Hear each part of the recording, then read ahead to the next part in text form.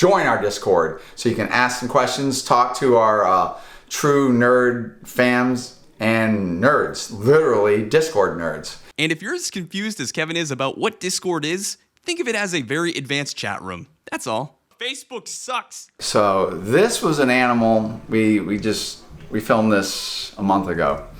And I was really befuddled about this one because this animal was a mess. And so when we filmed it, I was like, oh no, I don't know how this is gonna go. So what happened was the animal was trapped on a top cage in a 8-foot cage, and the thermostat failed and the heat panel was on and it was raging.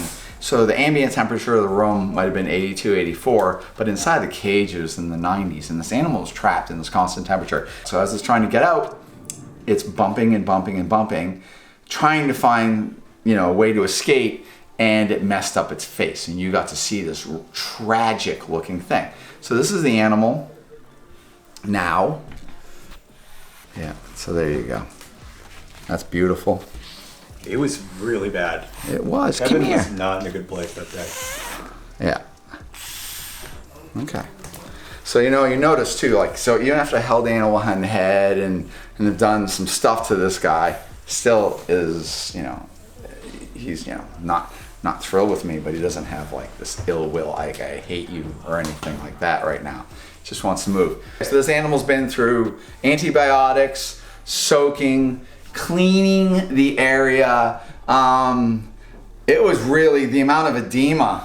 So you get that was severe fang face. So reticulated pythons are literally prone to this type of stuff. They will have very, very sensitive gums. I've taken snakes that look fine, and you put it in a bag and then you ship it to somebody, and the next day the thing's face is blown up.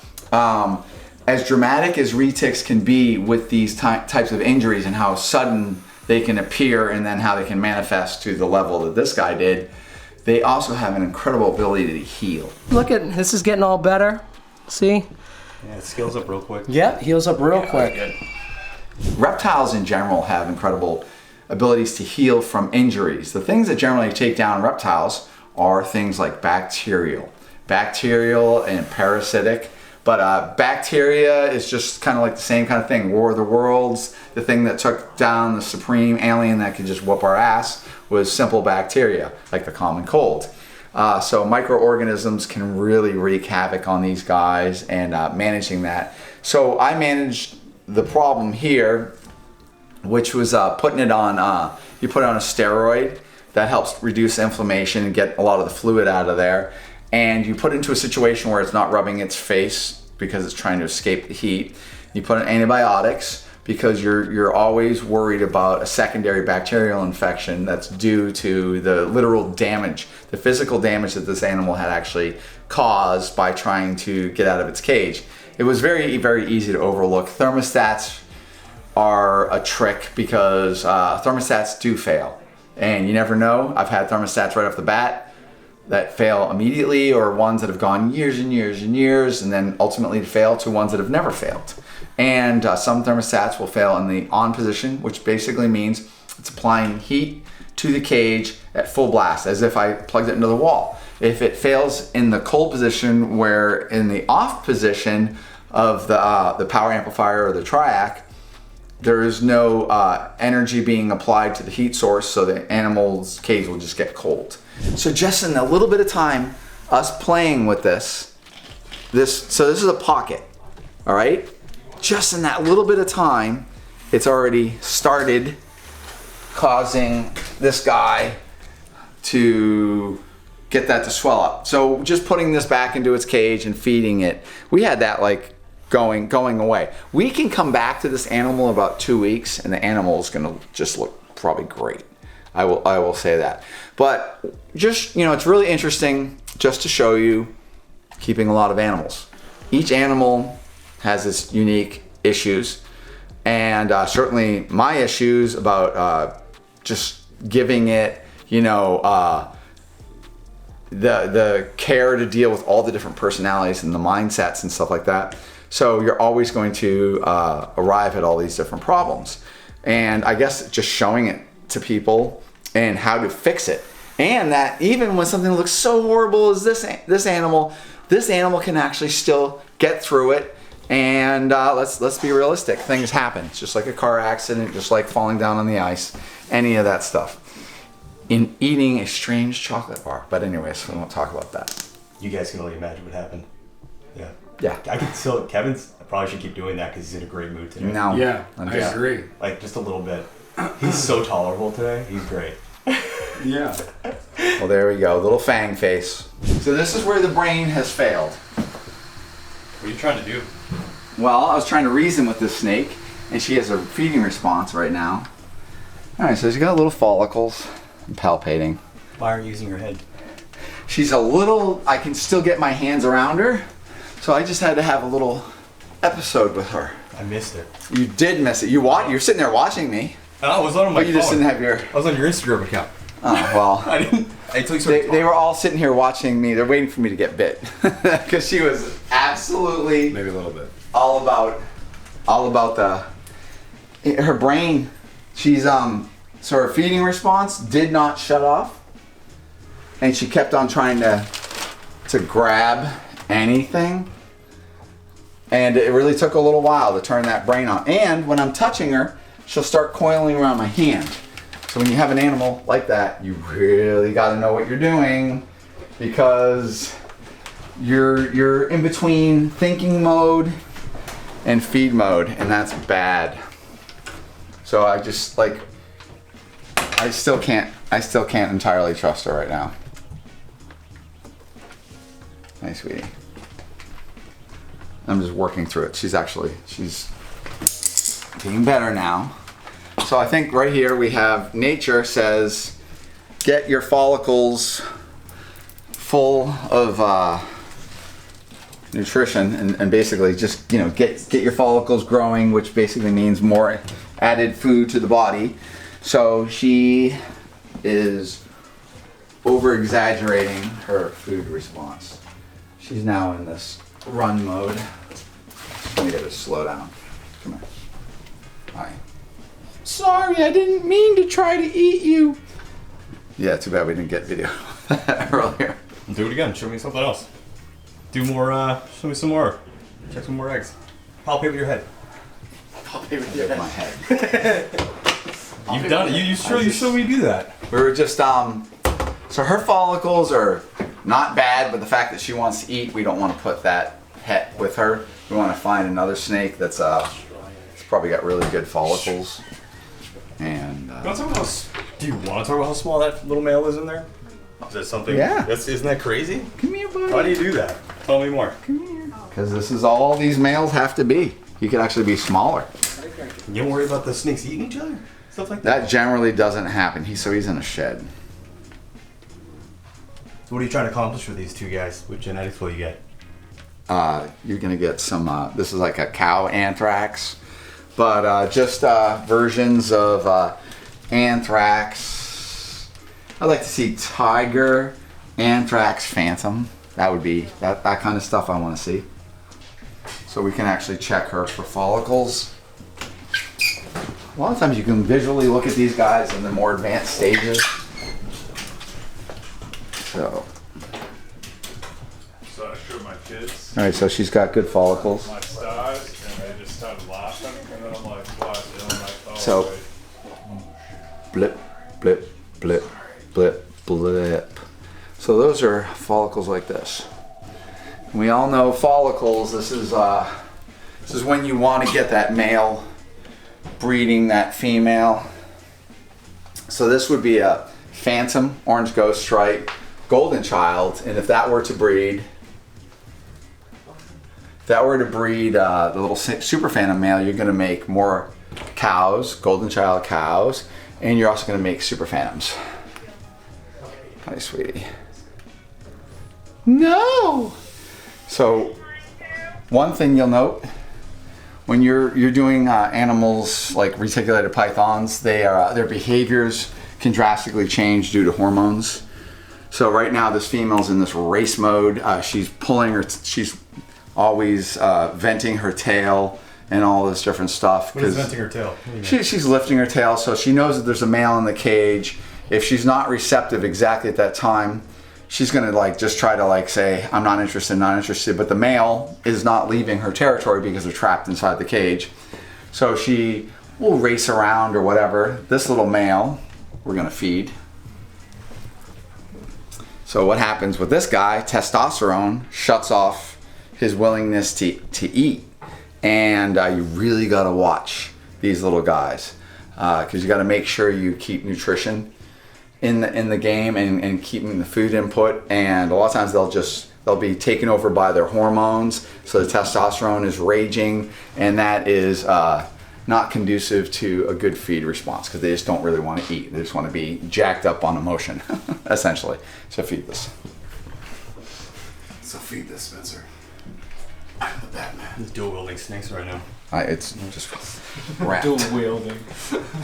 So the other girl right here, she's gravid right now. So it's her egg laying shed. Hello. Yeah. So she, I think this will be. She must have already ovulated. Okay. So wow, you see, this is hormones. Her raging and stop. Help us, Grant. I'm coming. Help. Just direct her back into the cage. So let's see if I palpate this. What are you feeling? No, she has not ovulated. Nope. All right, so I'm palpating her. So she's shedding, so I don't want to tear that. I just tore it just a teeny bit. Her follicles are up here. If she was gravid, they're gonna be down here, and I can feel that. So we're gonna, you guys thought she was gravid. Yeah, she looked like she blew up. I don't know what was happening in that All right. time. She was very swollen, but Kevin just came to visit me and he has a skink in his hand. Is it a skink? So my job is to socialize wonderful little brains like this. Blue tongue skinks, wonderful, wonderful, wonderful, wonderful pet lizard. They're everything about them is just great. They're true omnivores, so they're going to eat not just insect and animal-based proteins, but they're also going to eat, they'll also eat like fruits and stuff like that and some veggies.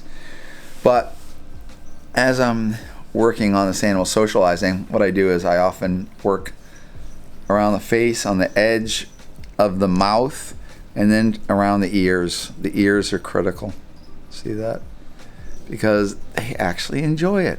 So when I do that, we're building a positive thread of good feels. And if you work with birds and you start rubbing around their ear, oh, they just love it. And I'm a total bird nut. So lizards to me are just the same. Barb was really excited about this because this happens to be one of the snakes that Barb takes care of.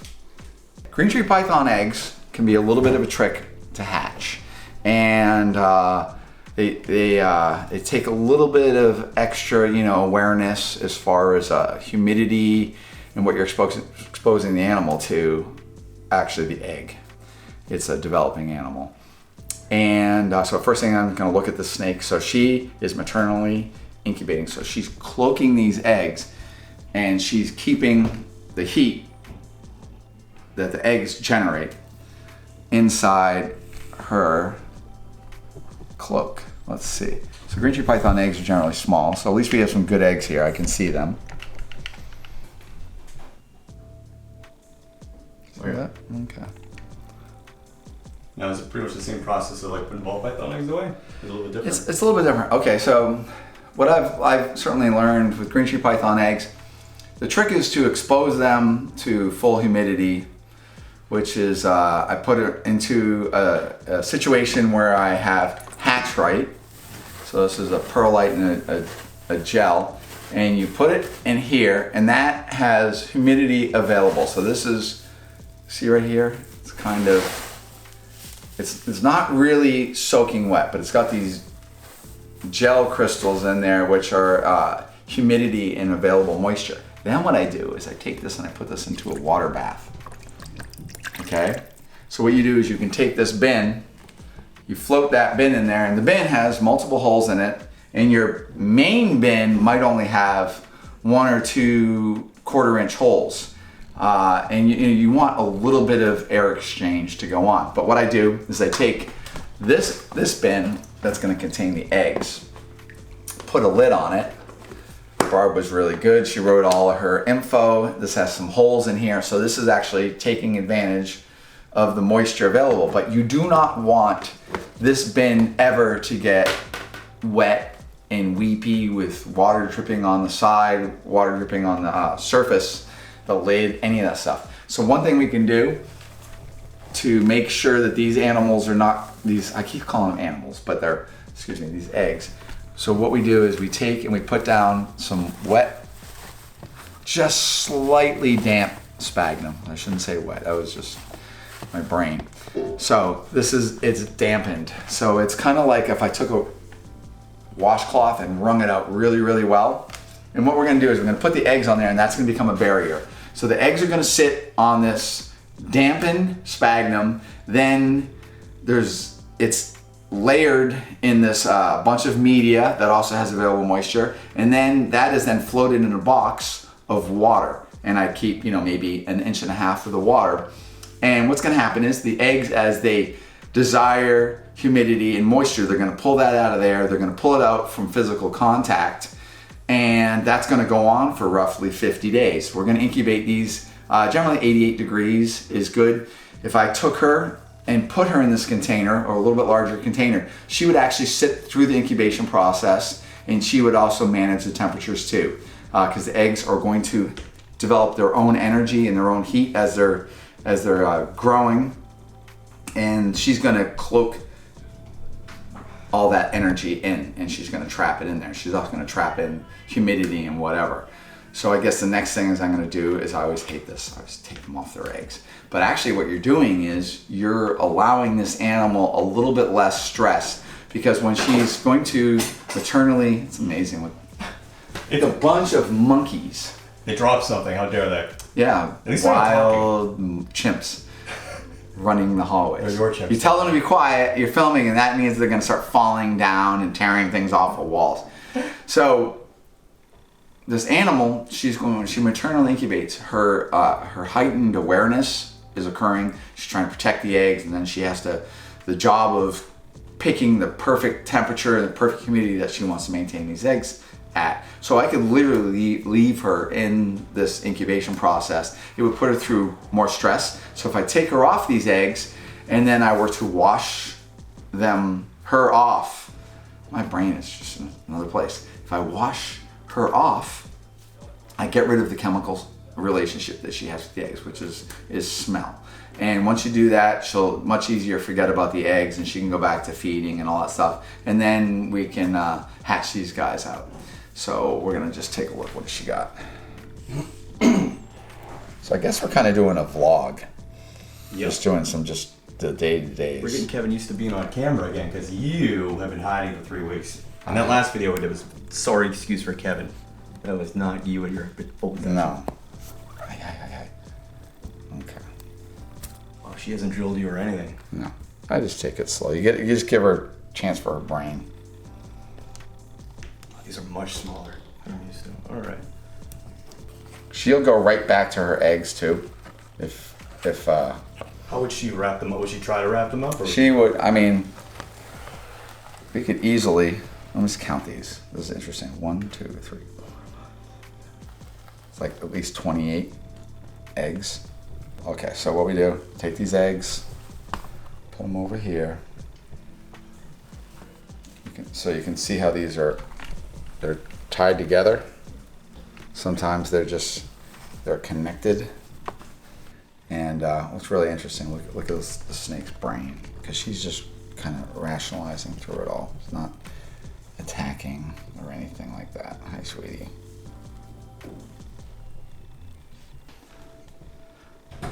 Upset, nice blue. I bred her to a mite phase male. I can take some more of the moss right here, just kind of cover it. So what the moss, when I cover it, if just in case this lid were ever to have a lot of humidity and the water starts collecting on the surface, that moisture will drip back on the egg, and that's actually probably not great. You'll also notice, so let's say around day 46, you'll notice maybe the bin starts to sweat inside, and that's because the neonate that's developing in there is towards the end of its development. Metabolism is really kicking in. They need more oxygen and all that, so they start losing some of their moisture, so the eggs will actually start sinking in and dimpling. That space makes it a little bit easier for these guys to hatch. This is all, you know, just my opinion of these things, but an egg that's a little bit crinkled in and a little bit whatever is ideal, as opposed to an egg that is super saturated with moisture and it's just swollen. I don't really like to do that. I don't think that would necessarily occur in nature, but it's cool. We can come back and revisit these guys when they're hatching.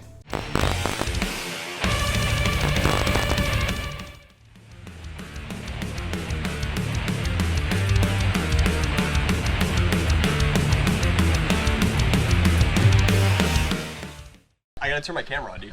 You didn't turn your camera.